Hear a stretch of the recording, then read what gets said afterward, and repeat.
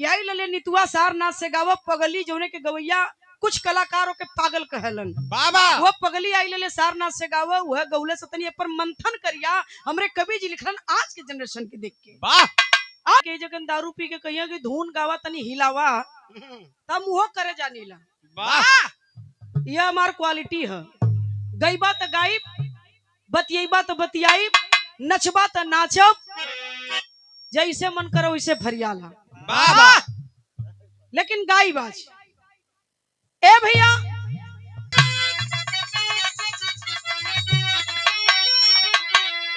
अरे लाशी के सुरतिया देखी के अरे लाशी के सुरतिया देखी के कहे लगल बतिया पंचो कहे लगल बतिया पंचो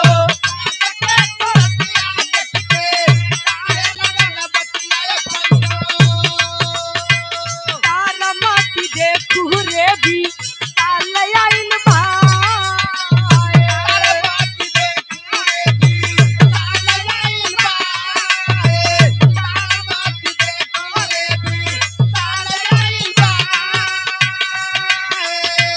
जवने यमन के खातिर जवने यमन के खातिर अमन चान तेगलू हरनिया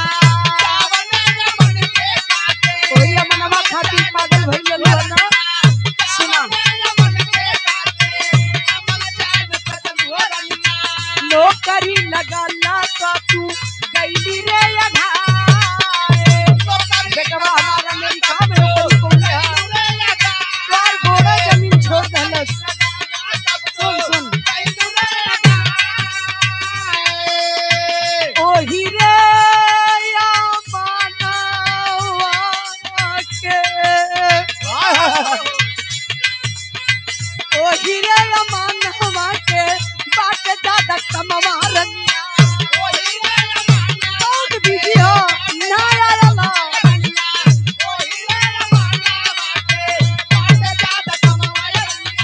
नाती बहु बेटा संगे जसवनी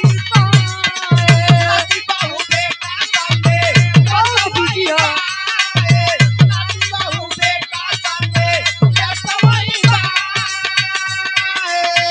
जवने पतोहियन के मुँह दिखाई हरवा देलू बच्चर भरे का तोने कहा देलू हो रानी उहरे पजरवा तोरे एको ना देखा आज लवारिस की तरफ पड़ल हो रानी कोई ना लोके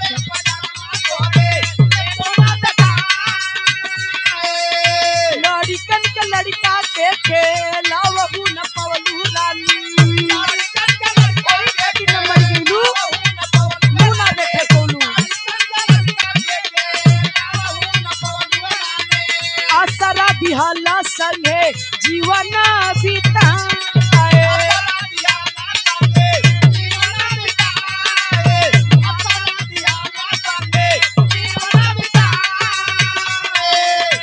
उठ के आवे समेत तब उठ के आवे समेत तब आइले घरवा में बाबू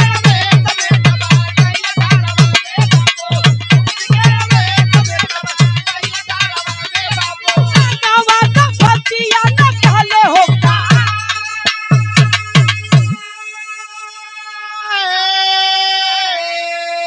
हे बाबू सारे दिल की व्यथा को कर्नल साहब ने कह दिया जौने पतोहिन के एकक ना दूधू ना चच्चर भरे के सोने का हार देहलू मुंह दिखाई में ए रानी दूठ लइका पैदा केलू तो हमार गोड़ जमीन छोड़ दहलस वाह हमार मेहरारू दूधू लइका हमें दूठे शेर दहलस वाह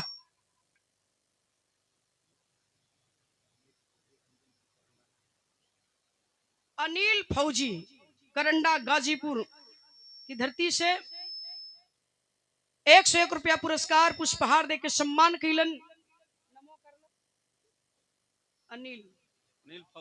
अनिल फौजी भैया हमरे करंडा गाजीपुर बहुत अच्छे कलाकार हैं बिरहा के भी। हमारे भैया आयल हुआ, हमारे रामाश्रय भैया यूट्यूब चैनल और मीडिया रिपोर्टर भी हैं आप। बहुत बहुत धन्यवाद इस कार्यक्रम में आने के लिए। आप लोगों को बहुत बहुत धन्यवाद। गाजीपुर से चल करके आप लोग आए हैं, बहुत बहुत धन्यवाद बा, बधाई है आपको। गौर करिहन बाबूजी, अब कर्नल साहब सारी बात अपनी मरी हुई पत्नी से कहते हैं। दो बेटे हुए मैं फूले नहीं समाया, तेरे पैर जमीन छोड़ दिए, दो दो बहुएं आई। दोनों बच्चों को जब बेटा पैदा हुआ तो तू उन्हीं बेटों को खिलाने के लिए भैया, उन्हीं बेटों को गोद में लेने के लिए तरसने लगी। और इतनी चिंता कि उन्हीं बच्चों के खातिर आज तू मर गई। वाह! लेकिन है तारावती, दुनिया में कोई किसी का नहीं है रे पगली। जब अपना सगा नहीं हुआ तो बेगाने की क्या बात है। क्या बात करूं मैं, छोड़ रे पगली। कोई भूल अगर मुझसे हुई हो, हम दोनों के जीवन में अगर कोई गलती मुझसे हुई हो तो अब तो तू चली गई। लेकिन मुझे विश्वास है कि तेरी आत्मा यही कहीं है, सुन रही है। मैं कहना चाहता हूँ, माफी मांग रहा हूँ तुझसे। यह कही के लसिया हुई छोड़ने गई ना घरवा में। लोग सोचत हुआ कि कोनो काम से जात हो, गई अंदर से केवाड़ी बंद। वाह!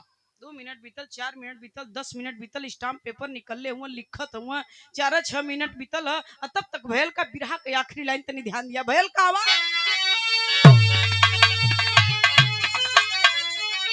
लिख क्या लेटर सूरज भान सिंह बंद कही के कोठारी। अरे अपने कनपटी पर गोलियां चलो लवई घरी।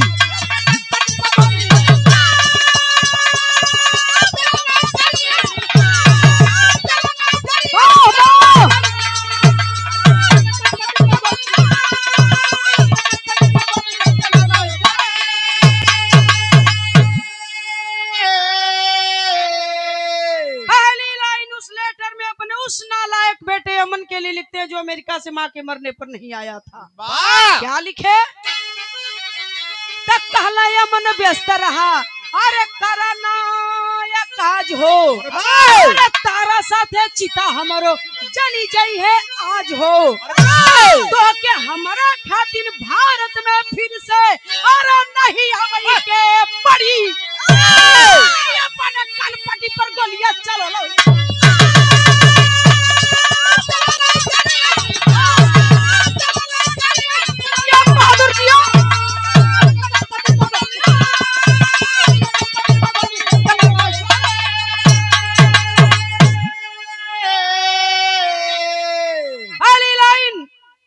उस नालायक लड़के के लिए लिखते हैं जो माँ के मरने पर नहीं आया। मन विशाल बता रहा था तू बहुत बिजी है, टाइम नहीं मिला, माँ के मरने पर नहीं आया। कह रहा था कि पिताजी मरेंगे तो जाऊंगा, मत करना इंतजार मेरे मरने का, आज ही मेरी पत्नी के साथ मेरी चिता भी जल जाएगी। रहा सवाल चिता में आग लगाने का, तो यह हक मैं तुझसे छीन रहा हूँ, अपने ड्राइवर को दे रहा हूँ। तुम दोनों से ज्यादा कहीं बेहतर मेरा ख्याल रखता है मेरा ड्राइवर। मेरी चिता में आग लगा देगा, पास पड़ोस के लोग मुझे श्मशान पहुंचा देंगे, इतना बनाया है मैंने। है विशाल, दूसरी लाइन है विशाल, तेरी माँ की इच्छा थी कि बेटे के कंधे पर श्मशान जाऊंगी, बेटा ही चिता में आग लगाएगा। तो सुन, माँ की इच्छा पूरी कर देना, लेकिन मेरी लाश को हाथ मत लगाना, मेरी चिता को आग मत लगाना। अब तीसरी लाइन वही में लिखत हुआ कि है समाज के लोगों, हाँ जीवन कर्नल था, देश की सेवा किया, अब जा रहा हूँ दुनिया से, लेकिन एक गुनाह कर दिया हूँ समाज में। है समाज के लोगों, हाथ जोड़ रहा हूँ, मुझे क्षमा कर देना उस गलती के लिए।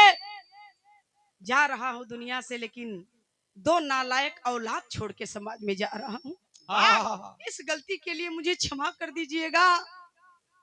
चौथी लाइन लिखते हैं कि मेरी सारी संपत्ति, मेरा सारा रुपया पैसा दौलत मेरे गरीबों में दान कर देना। अपनी संपत्ति का 1 रुपया भी मैं बेटों को नहीं देना चाहता हूँ, संपत्ति से बेदखल कर दिए।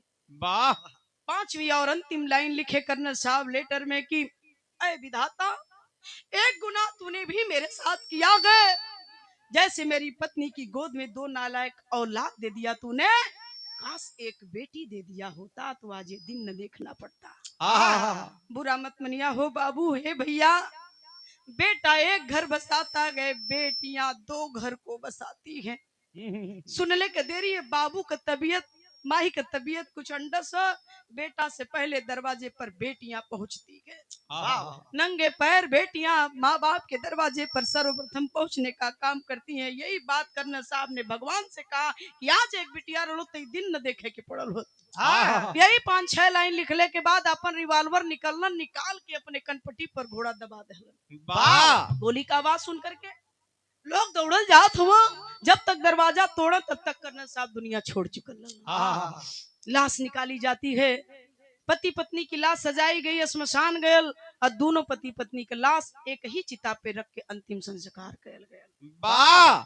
ए लिए बिरहा का शीर्षक अंतिम संस्कार रखल गल। ए बाबू, ए भैया, ए नवापुरा, जयरामपुर, मठिया, सारनाथ, छाही के लोगों, है बनारस के लोगों, ये छोटी सी गायिका नीतू राज के एक छोटा सा नसीहत कवि जी का संदेश है बिरहा के माध्यम से।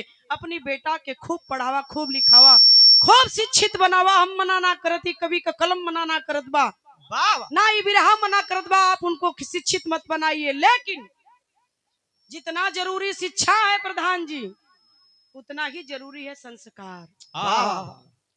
शिक्षा अगर हो, संस्कार ना हो तो शिक्षा बेकार हो जाएगी मेरे दोस्त, मेरे बाबूजी। ए लिए आज के जनरेशन में जहां इतना भाग दौड़ को दुनिया भइल बा, mobile mobile mobile mobile mobile, लड़का एक पल खातिर मोबाइल छोड़े के तैयार ना हो, क्या होगा इस देश का? भविष्य खतरे में है नौजवानों का। ए लिए यह नसीहत बा, शिक्षा के साथ साथ संस्कार अपने बच्चों को सिखाते जाइए। माँ क्या है, पिता क्या है, बहन क्या है, भाई क्या, समाज क्या है।